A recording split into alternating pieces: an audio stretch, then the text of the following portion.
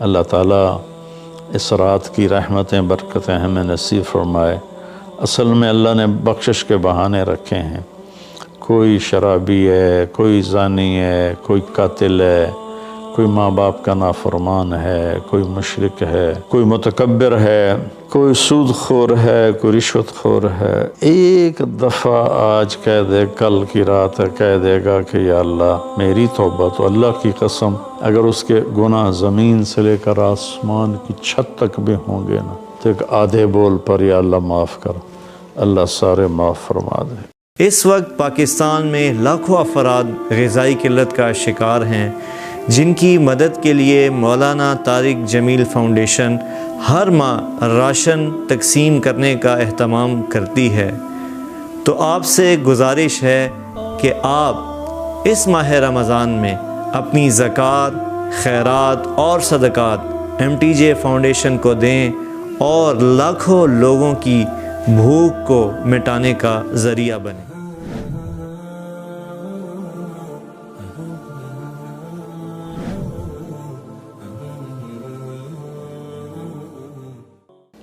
15 شعبان کے مختلف نام علماء نے رکھے ہیں: شب برات، شب مغفرت، شب رحمت، شب برکت۔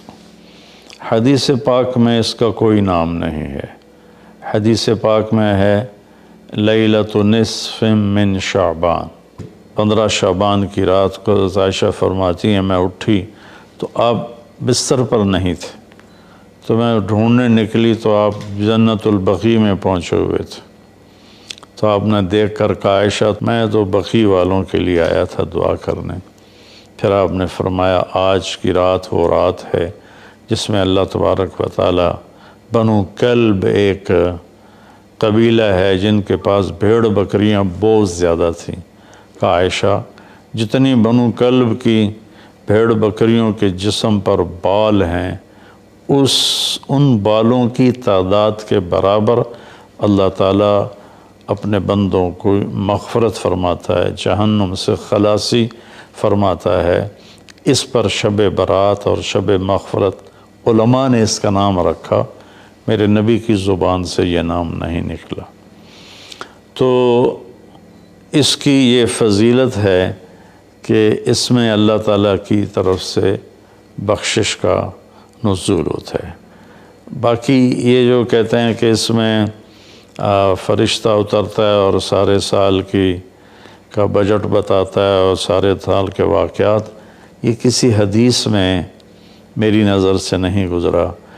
سورہ دخان میں فیہا یفرق کل امر حکیم کا جو آیت آتی ہے تو اس سے پہلے کی آیت شب برات کی نفی کرتی ہے، انا انزلناہ فی لیلۃ مبارکۃ، کہ ہم نے اس سے مبارک رات میں اتارا قرآن پاک۔ تو قرآن پاک تو لیلۃ القدر میں اترا ہے، تو اگر کوئی کسی قسم کے اعلانات ہوتے ہیں تو پھر شب قدر میں ہوتے ہیں، اس رات میں نہیں ہوتے۔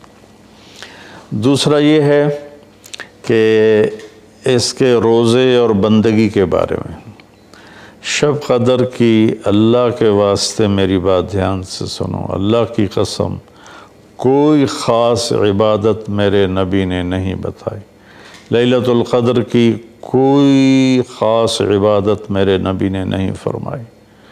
حضرت عائشہ رضی اللہ عنہ نے پوچھا یا رسول اللہ اگر مجھے لیلۃ القدر نصیب ہو تو میں کیا کروں؟ کہا یہ دعا پڑھو، اللہم انک عفو تحب العفو فاعف عنی، اللہ تو معاف کرنے والا ہے، معافی کو پسند فرماتا ہے، مجھے معاف فرما۔ تو میرے نبی کی عبادت وہی 11 رکعت تہجد کے نوافل تھے، چاہے وہ شب قدر تھی، چاہے وہ شب برات تھی، چاہے وہ شب جمعہ تھی۔ تو اب اس کے نام پر لوگوں نے کیا کیا خرافہ، چونکہ ہم قرآن اور حدیث سے نہیں جڑے، کتابیں لکھی ہوئی ہیں، کس نے لکھی، اس کی سند کیا ہے، اس کی تمیز ہی کوئی نہیں ہے، تو وہ پھر بہت ہی زیادہ 4 رکعت پڑھو، پہلی رکعت میں یہ پڑھو، دوسری میں یہ پڑھو، تیسری میں یہ، چوتھی میں یہ سب بدعات ہیں، ان کا کوئی تعلق نہیں میرے نبی کے کسی بھی فرمان سے۔ میرے نبی نے صرف عبادت کا فرمایا ہے، عبادت، تو شب قدر میں بھی کوئی خاص عمل نہیں۔ اور دوسری بات یہ کہ اگر آپ نے عبادت کرنی ہے تو مسجد نہیں گھر، مسجد نہیں گھر، مسجد نہیں گھر۔ میرے نبی نفلی بندگی گھر میں ادا فرماتے تھے۔ اب شب برات میں صلاۃ تسبیح کی جماعت ہو رہی ہوتی ہے، یہ کتنی بڑی نادانی کی بات ہے۔ نفلوں کی تو جماعت ہی نہیں ہوتی، تو یہ صلاۃ تسبیح کی جماعت کروا رہے ہوتے ہیں۔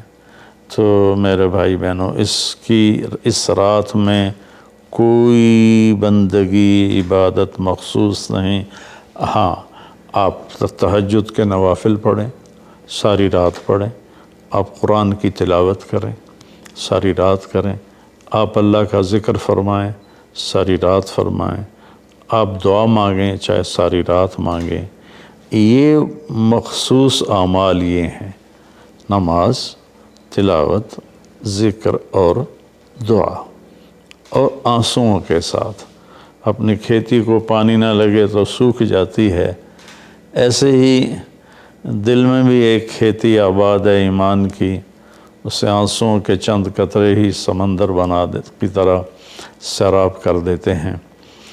تو آنسوؤں کے ساتھ نہ ہو تو کم از کم رونے والی کیفیت ہو۔ تو یہ تو اتنا سا شب برات ہے۔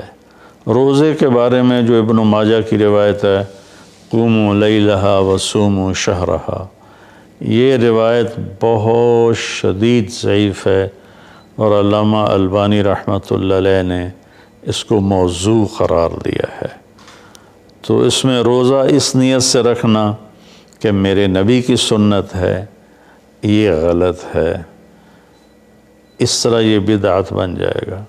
کوئی ویسے نفلی روزہ اس رات میں رکھنا چاہتا ہے مستحب سمجھ کے، نفل سمجھ کے، وہ میرے خیال میں اس میں کوئی قباحت نہیں ہے۔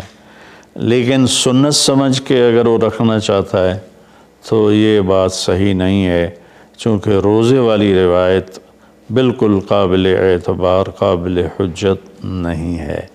اس میں تمام محدثین کا اتفاق ہے کہ یہ روایت شدید ضعیف ہے، اور شدید ضعیف سے استدلال نہیں ہوتا، اس کو حجت نہیں بنایا جاتا۔ کمزور اس کا ضعف اتنا شدید نہ ہو اور کئی حدیثیں جمع ہو جائیں تو پھر اس میں ایک طاقت آ جاتی ہے۔ تو اپنے آپ کو جوڑو اللہ کے قرآن کے ساتھ، اللہ کے نبی کی حدیث کے ساتھ۔ صحیح حدیث آپ کا ماخذ ہوگا تو آپ کو آسانی ہوگی کرنے میں۔ تو اصل میں عبادات میں اعتدال ہے۔ شاید ہی کوئی رات میرے نبی ساری رات جاگے ہوں، شاید، اور شاید ہی کبھی آپ نے مسلسل، اس میں تو میں پورے یقین سے کہہ سکتا ہوں کہ آپ نے زندگی میں ایک دفعہ بھی عشاء کے وضو سے فجر کی نماز نہیں ادا فرمائی۔ بعد میں ایک رہبانیت کا ٹچ آیا کہ بندگی میں بہت زیادہ زیادتی اور اپنے نفس کشی میں راہبوں جیسی تھوڑی تھوڑی جھلک۔ نبی کی زندگی پڑھو، آپ کو پتہ چلے گا زندگی ہے کیا۔ قرآن پڑھو، آپ کو پتہ چلے گا اللہ چاہتا کیا ہے۔ اللہ تعالیٰ اس رات کی رحمتیں برکتیں ہمیں نصیب فرمائے۔ اصل میں اللہ نے بخشش کے بہانے رکھے ہیں۔ کوئی شرابی ہے، کوئی زانی ہے، کوئی قاتل ہے، کوئی ماں باپ کا نافرمان ہے، کوئی مشرک ہے، کوئی متکبر ہے، کوئی سود خور ہے، کوئی رشوت خور ہے۔ ایک دفعہ آج کہہ دے، کل کی رات ہے، کہہ دے گا کہ یا اللہ میری توبہ تو اللہ کی قسم اگر اس کے گناہ زمین سے لے کر آسمان کی چھت تک بھی ہوں گے نا تو ایک آدھے بول پر یا اللہ معاف کر، اللہ سارے معاف فرما دے۔ سبحان اللہ۔ آگے جملہ بڑا خوبصورت ہے، ولا بالِ، اس میں تکبر ہے، ولا بالِ، ہمیں کسی چیز کی کوئی پرواہ نہیں، تو کسی نافرمان کو حقیر نہ جانو، اور کبھی اپنی نیکی پہ تکبر نہ کرو۔ اور ایک جرم اور بھی ہے جو میں کہتے 30 سال ہو گئے ہیں، فرقہ واریت سے توبہ کرو۔ اپنے فرقے پہ جمے رہو لیکن دوسروں سے نفرت، سلام بھی نہ کرنا، جنازہ بھی نہ پڑھنا، حرم شریف میں جا کر بھی نمازیں نہ پڑھنا۔ اچھا اللہ کے واسطے آج بہت اویئرنیس ہو چکی ہے، تو مہربانی کرو، امت بنو، محبت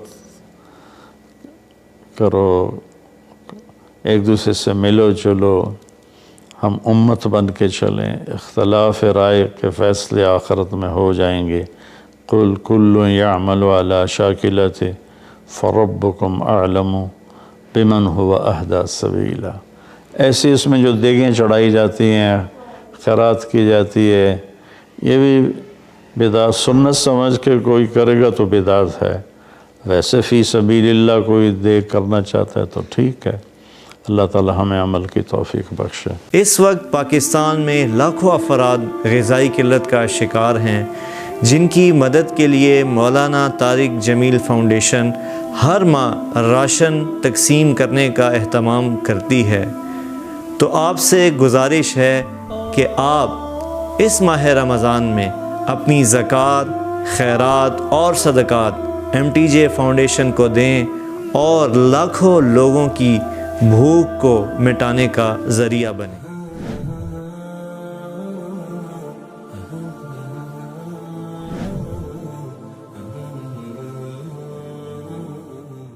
دی جائے ایام کی تلخی کو بھی ہنس کے ناصر، غم کو سہنے میں بھی قدرت نے مزہ رکھا۔